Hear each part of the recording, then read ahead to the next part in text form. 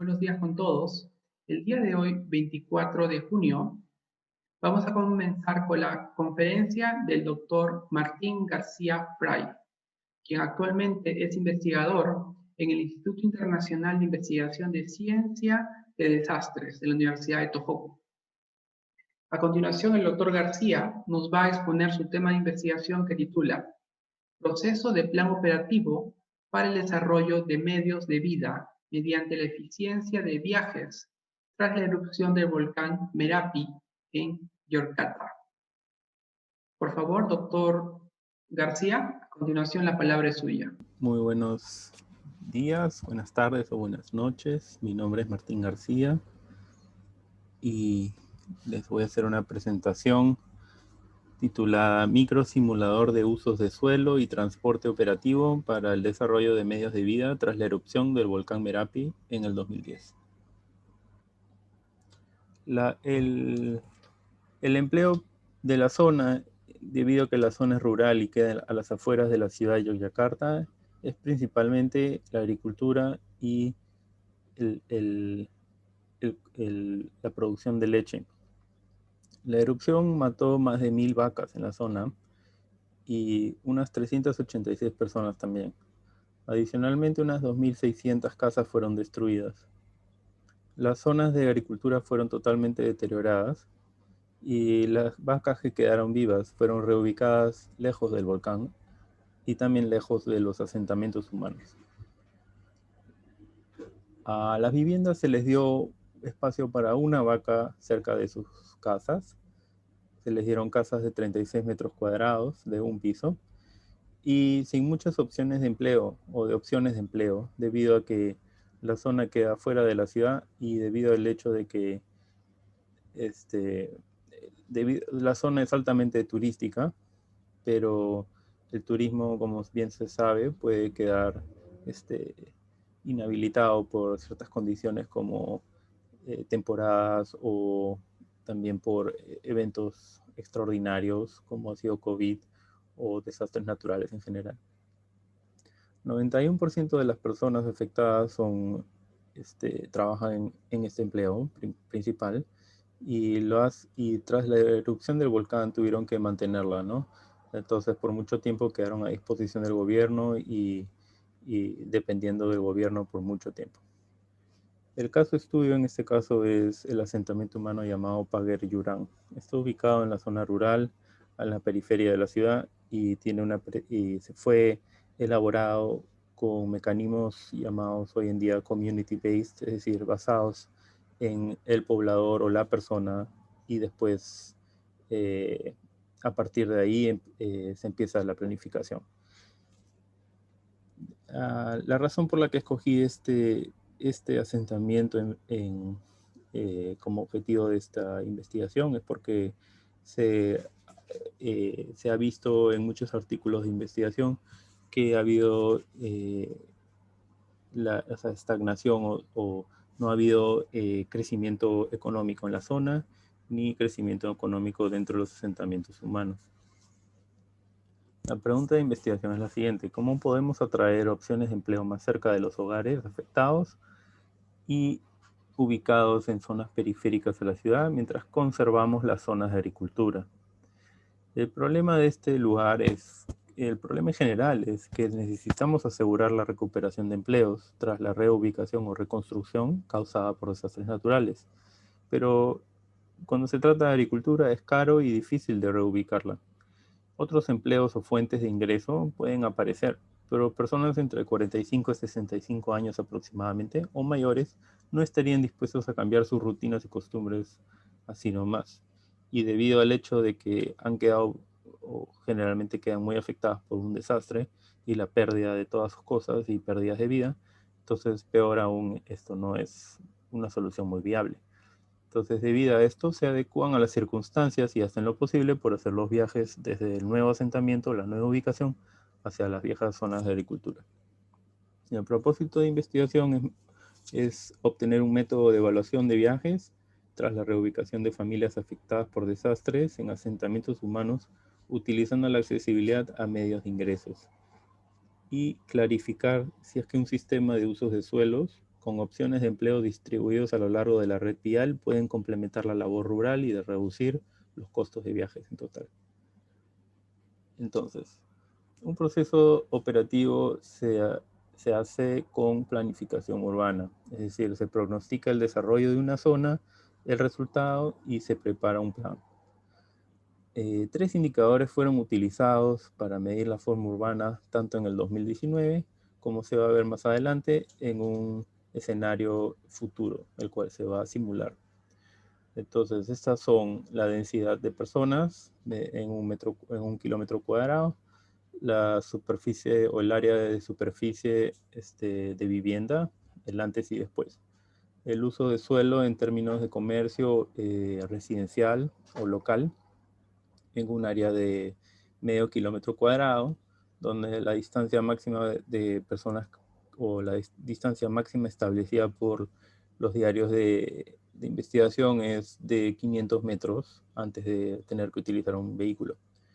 La accesibilidad, que se puede determinar en base a un nivel de permeabilidad a intersecciones viales cada 0.5 kilómetros cuadrados, y la distancia o la longitud de los bloques, o como llamamos en Lima en español, las manzanas. Utilizando la literatura en procesos de desarrollo, la movilidad, accesibilidad y la forma urbana, desde los 90 hasta el día de hoy, se ha elaborado un modelo de desarrollo operativo, es decir, matemático, con utilización de software y sistemas de información geográfica, que en su conjunto satisface los resultados de investigaciones pasadas y específicamente aplicado para zonas periurbanas, bajo procesos de urbanización. Dentro de esta investigación se encontró un vacío en el proceso de aplicación de todas estas fuentes de información y debido a eso se ha propuesto este método o este modelo. Los vacíos son comunes en la investigación científica, ya que las aplicaciones son siempre especializadas y rara vez se encuentra alguien que ponga todos los resultados en un solo modelo otra herramienta de implementación. La metodología es la siguiente. Inicialmente se recopilaron datos con entrevistas y reconocimiento territorial en septiembre del 2019. Las entrevistas fueron con 41 candidatos de 1 a 2 horas cada uno en el asentamiento humano llamado Paguer-Yurán. Las entrevistas fueron en base a censos, los usos de suelos de la zona, rutinas de viajes para cada sujeto. Dentro de nuestra muestra de datos, estos son utilizados para simular el modelado de viajes con mediciones de la forma urbana y para poder evaluar los medios de vida en el 2019. La data sociodemográfica y los usos de suelos son usados para simular el desarrollo de usos de suelos y transporte sobre la red vial propuesta a lo largo de 10 años en el distrito. Finalmente, una segunda simulación de viajes, identificando cambios en las rutinas y factores de congestión, es utilizado, a su vez, integrando la cantidad de personas que migran a la zona después de un desarrollo urbano como este, conllevando a una reevaluación de los medios de vida en el futuro escenario, año 2030. Finalmente se hace un análisis comparativo entre el escenario del 2019 y sus medios de vida y el 2030 y sus medios de vida. Primera parte, diagnóstico de estados de vida en el 2019. Las entrevistas consisten en recopilación de datos de 3 tipos, como bien dije, censo, edad, se recopila la composición de las familias, los empleos y las actividades diarias, los medios de transporte que se utilizan para llegar de un origen a un destino, y se hace una evaluación también de transporte, se va a los nodos o a las intersecciones más importantes del distrito y cada 15 minutos se evalúa cuántos vehículos pasan. A su vez, estilos de vida de Rolando Arellano también se utilizó para identificar a las personas y tener una base de datos bastante específica y también general sobre la información sociodemográfica de la zona. La muestra de datos de 42 personas muestra o provee suficiente información para generar una base de datos sintética con 500 residentes, que es equivalente a la cantidad de personas en el asentamiento humano. Bueno, inicialmente se identifican los orígenes y los destinos de las ubicaciones de empleo de las personas en el 2019 utilizando Google Maps. Los orígenes desde el lote hacia el ingreso al asentamiento también es identificado. Estos ingresos son accesos norte, acceso noroeste y acceso sur. La distancia de viajes es calculada utilizando GIS y, y las medidas de las vías en términos de su ancho también son identificadas sobre las rutas cada 100 a 200 metros. La velocidad por cada sector de esas rutas también se mide y en este caso fue determinada en base a alta velocidad o baja velocidad, en base a investigaciones pasadas hechas sobre la ciudad de Yogyakarta, donde se identificaba que los vehículos, en este caso son todos motocicletas, no hay ningún vehículo de 4 llantas. Las motocicletas viajan a 46.6 kilómetros por hora en Yogyakarta cuando se trata de bajas velocidades, y lo cual vendría a ser en zonas rurales como la que estamos investigando, sería una velocidad alta. Y la velocidad baja de esta zona vendría a ser un aproximado de 40 kilómetros por hora o menos.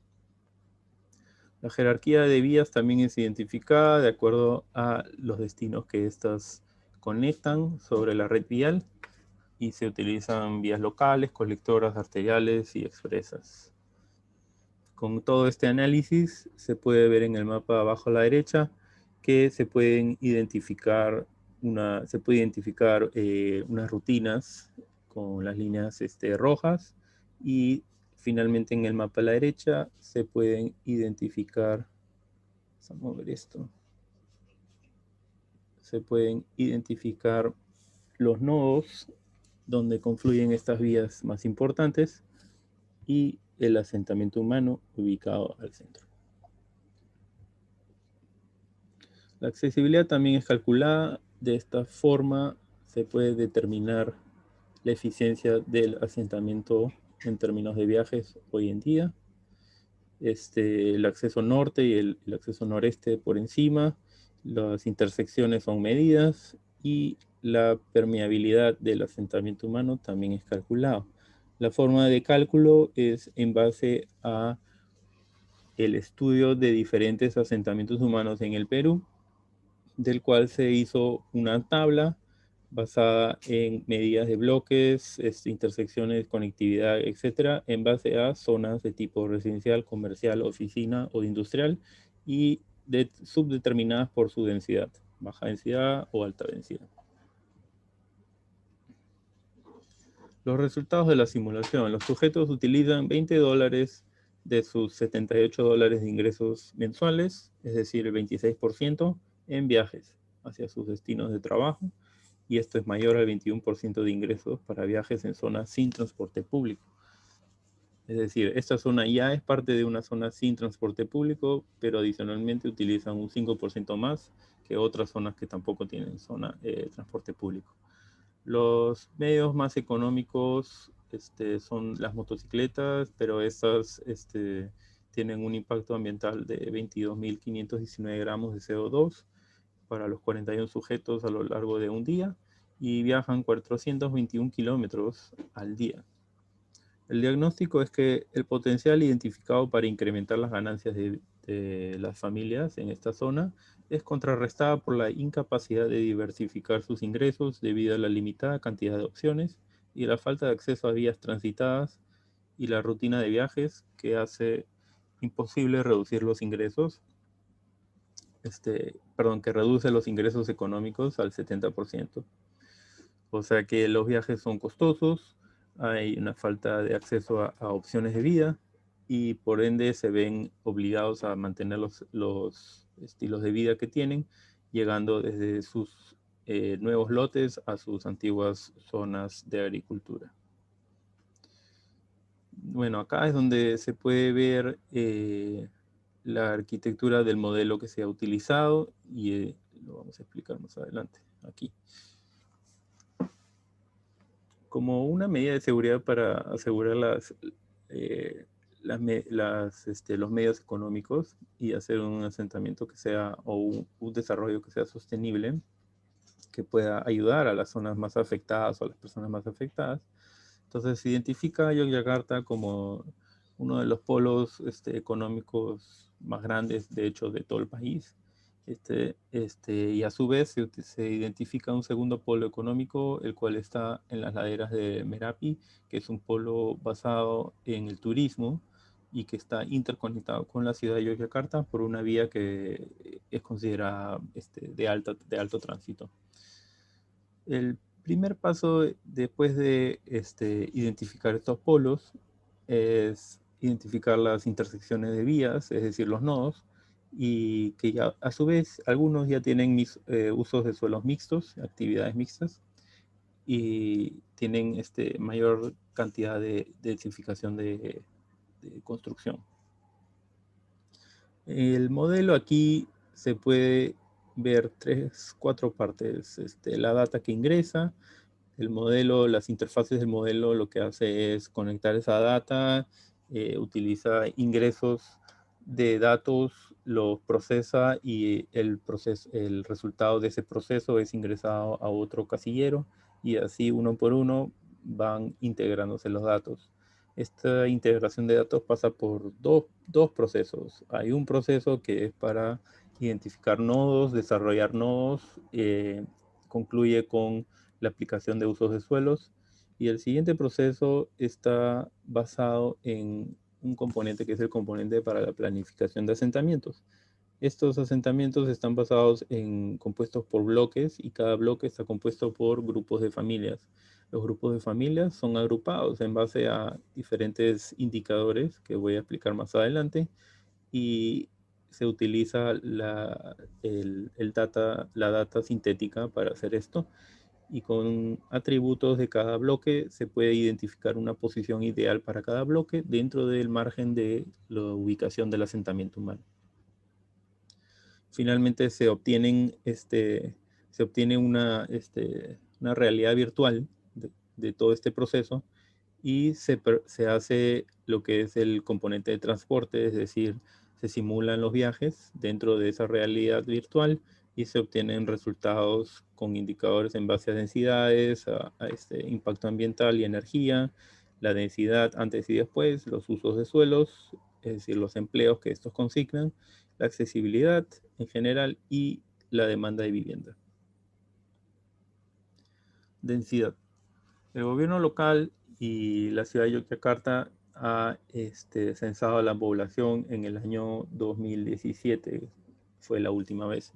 Entonces, para lo que es el distrito de Cangrigan se obtienen los datos y con el crecimiento poblacional de 0,5 se obtiene una densidad y una población estimada para el año 2030.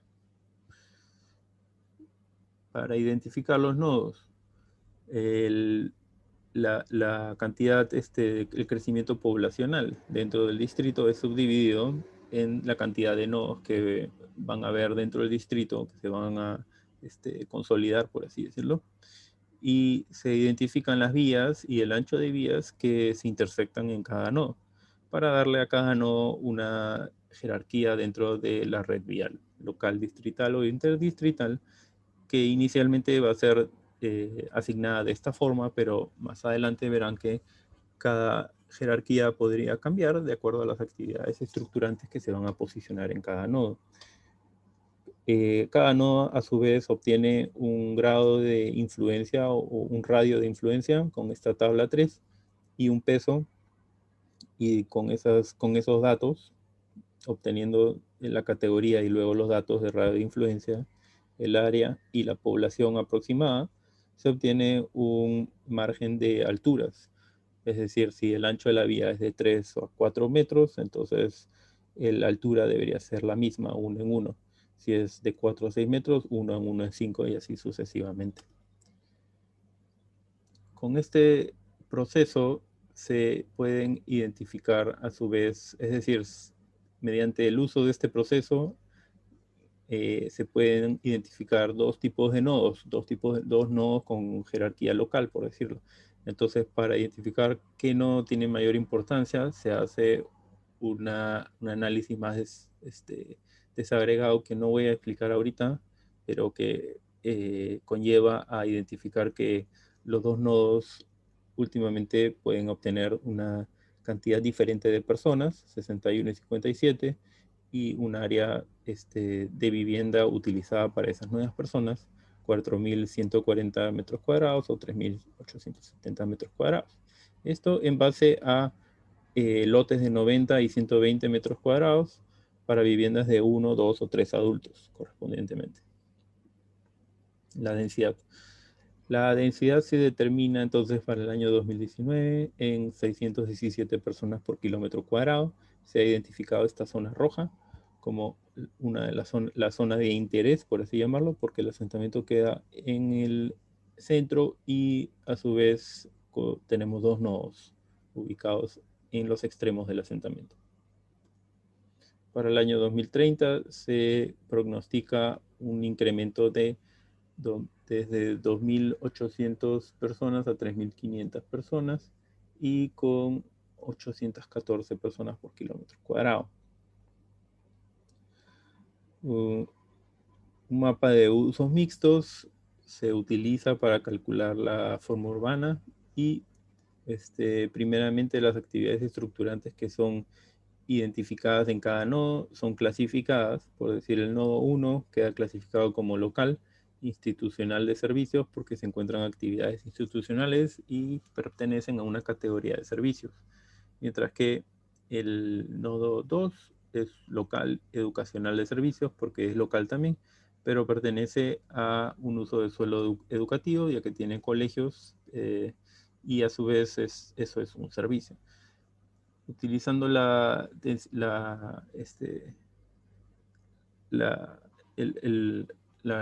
necesidad de residencias remanentes en la zona, se utilizan usos mixtos y usos residenciales dentro de cada nodo. Con el cuadro de la derecha, un cuadro de compatibilidad de usos, se puede identificar cuáles usos son compatibles, de esa forma es más fácil poder asignar y proseguimos a usos complementarios que son identificados y le añaden valor a los nodos. Estos son asignados para viviendas que tienen 1 a 2 pisos con familias compuestas más de 3 adultos o 3 adultos o más y que tienen acceso directo a las vías.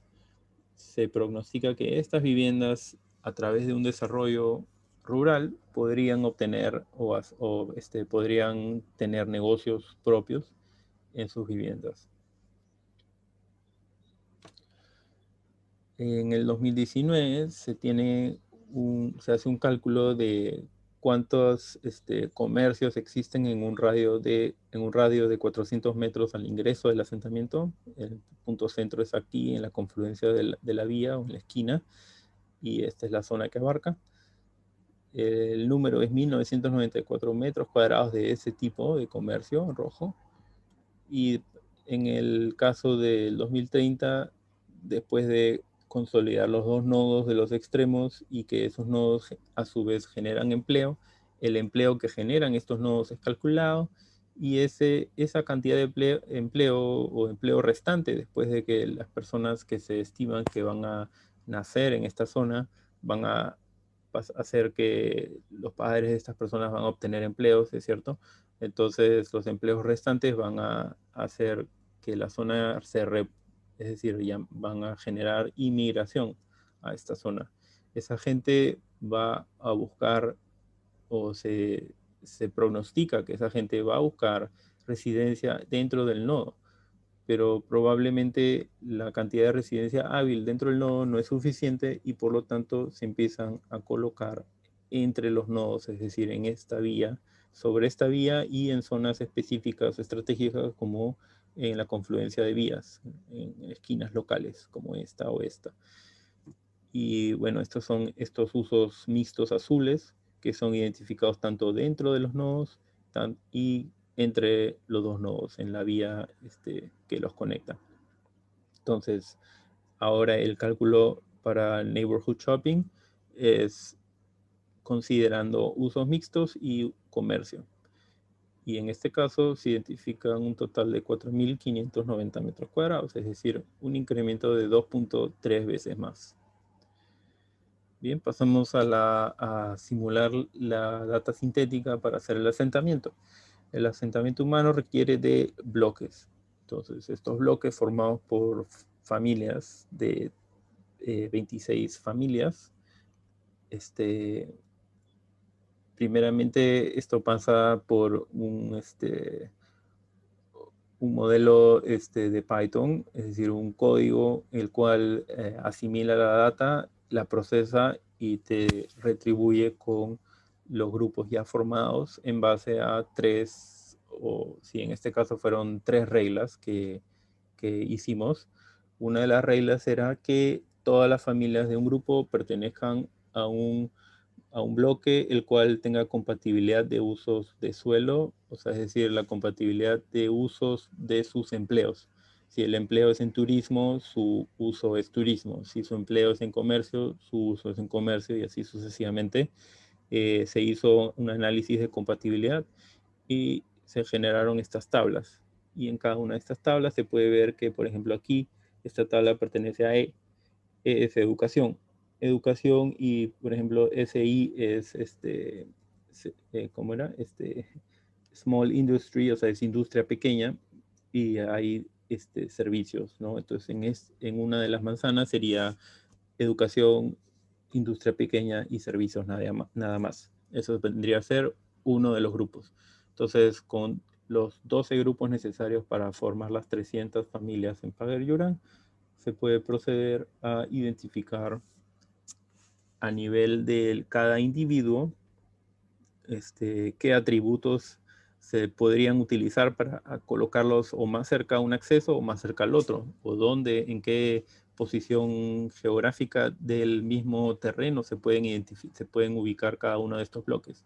Entonces, en este caso se usó los ejes, el eje X y eje Y.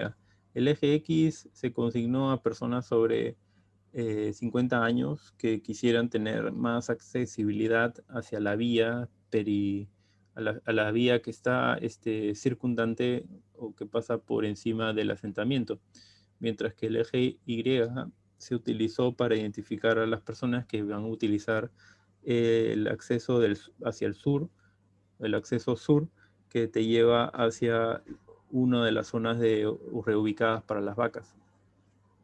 Entonces se divide a la población, o es decir, a los bloques. De esta forma, en estas tablas puedes ver que, por ejemplo, educación en el primer caso es el clúster número 4 y para mayores de 50 años tiene 17 personas. Y para distancia hacia el sur está también digamos, en el último lugar o la menor cantidad de gente con 4 personas yendo al sur. Entonces el clúster 4 lo ubicamos en esta tabla aquí porque tiene la menor cantidad de personas mayores a 50 años y la menor cantidad de personas yendo al sur. O sea, es la más alejada tanto de este acceso y de este acceso. Ahora, ¿por qué este acceso necesariamente es el acceso con mayor accesibilidad al tránsito? En este caso es porque ese acceso es justo donde gira la curva de la vía y es donde los vehículos desaceleran y posiblemente pues, los negocios tengan mayor éxito mientras más cerca estén a esa curva. Este es el análisis que se utilizó y estos mapas demuestran ese análisis visualmente y el combinado de esos dos atributos destina las manzanas a una ubicación específica. Una vez obtenido eso, se genera la posición de los clústeres y se identifican las vías que van a ser las nuevas vías o las vías que van a permitir accesibilidad hacia el asentamiento. Entonces, para ellos, primeramente se hacen manzanas estandarizadas de 80 por 80, 100% o 80%. Las medidas son genéricas, no es lo importante. Lo importante es que una vez que se desarrollan las manzanas, se identifican nuevas vías dentro de la manzana, como por ejemplo aquí podemos ver que hay unas vías que interceden dentro de la manzana y desagregan la manzana en submanzanas, ¿no? Entonces, estas submanzanas son las que finalmente quedan como manzanas. Sin embargo, el conjunto de 1, 2, 3, 4 submanzanas generan una manzana y por lo tanto un bloque de la comunidad.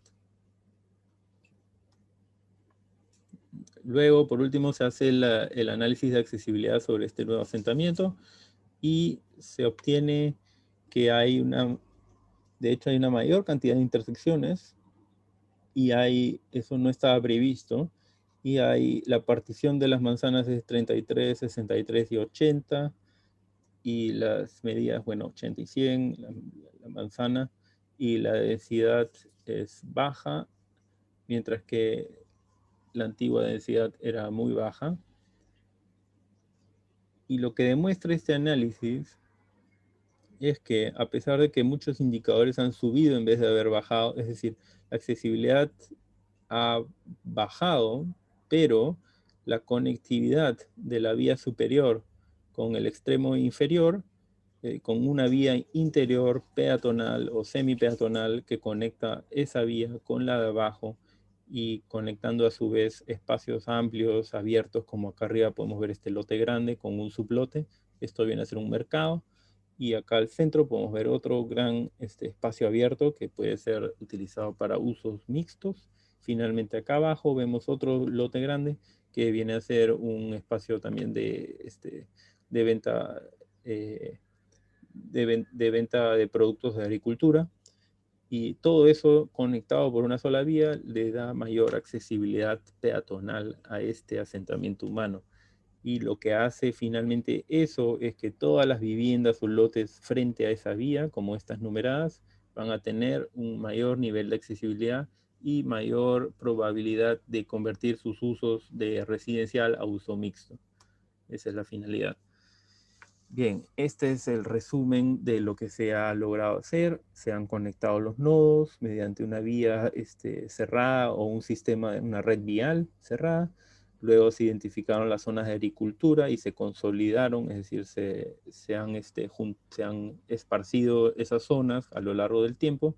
Y la reubicación de vacas no tiene por qué ser en otras zonas como acá abajo o hay otros lugares donde han sido reubicadas, sino más bien pueden ser conglomeradas en el centro del sistema para que los asentamientos humanos como este, que están a su vez están adjuntos al sistema, no tengan que hacer viajes grandes como esta es la antigua ubicación de donde están las zonas de agricultura, no tengan que hacer este viaje, sino pueden ir aquí nomás.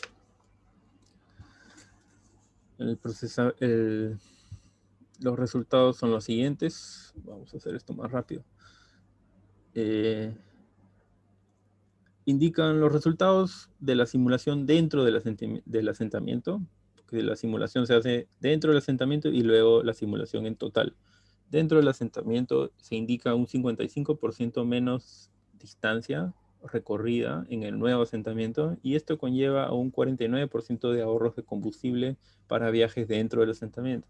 El ahorro es de $7.37 mensuales, lo cual puede o no puede sonar mucho, pero en base a la economía de este país es bastante. Por último, 22% del asentamiento cambia su modo de viaje de motocicletas a transeúnte para destinos dentro de los 800 metros de radio de cada lote, es decir, 9 de 41 sujetos cambian su modo, lo cual es muy bueno para el medio ambiente. Para la simulación de viajes en total, se identifica el factor de congestión en cada nodo y se hace la simulación. Las motocicletas quedan en 68% y los transeúntes en 30%. Las distancias de viajes en total son reducidas por 23% y después de la intervención el monto de ingresos destinados a viajes se reduce del 26% al 18% y es posible que eso llegue hasta el 11% con un medio de transporte público de tipo bus liviano que no existe en la zona. Esto equivale a $6 por persona o $3.600 para las 300 familias en el asentamiento. Ese es el total de dinero que se pueden ahorrar y eso podría incluso ser utilizado, es decir, no ahorrárselo, pero pagarlo como un tributo y eso utilizarse para diversos usos.